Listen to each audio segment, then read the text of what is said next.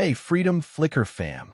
Today we're diving into the firestorm surrounding Robert F. Kennedy Jr.'s Senate testimony, where he doubled down on his controversial CDC shakeup.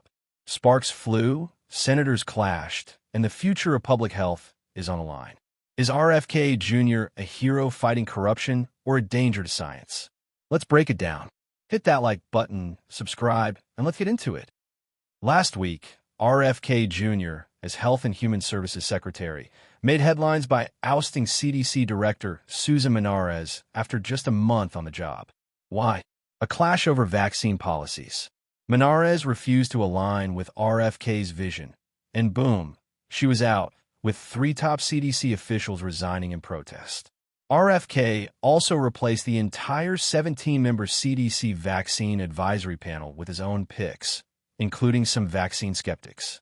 This isn't just a staffing change. It's a seismic shift in how the CDC operates. Critics say it's politicizing public health, but RFK calls it a necessary move to restore trust. What's really going on here? On September 4th, RFK Jr. faced the Senate Finance Committee, and it was explosive. Democrats like Senator Ron Wyden tore into him, saying he's fueling mistrust and putting kids in harm's way. Senator Elizabeth Warren even called for his resignation, accusing him of pushing unscientific policies.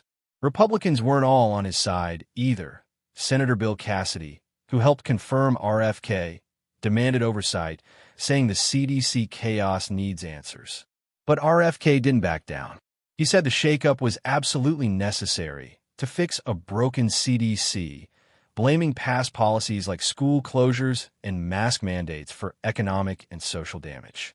He even claimed the U.S. has the highest chronic disease rates because the CDC failed its mission. Bold words, but are they true? RFK Jr. argued that the CDC has been corrupted by bureaucratic inertia and politicized science. In a Wall Street Journal op-ed, he wrote that he's refocusing the agency on infectious diseases and rebuilding public trust.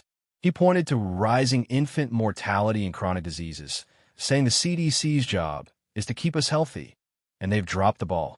Supporters see him as a reformer taking on a bloated system.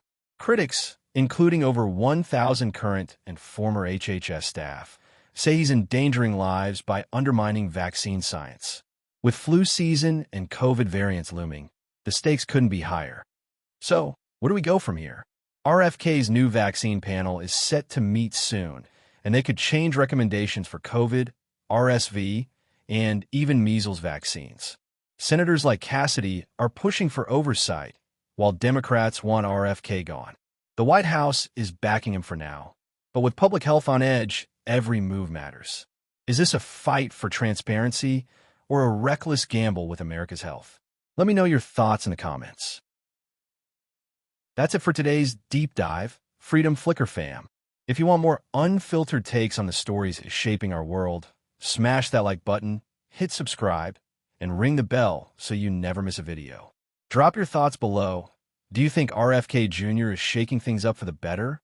Or is this a public health disaster? Let's keep the conversation going. Until next time, stay free and stay curious.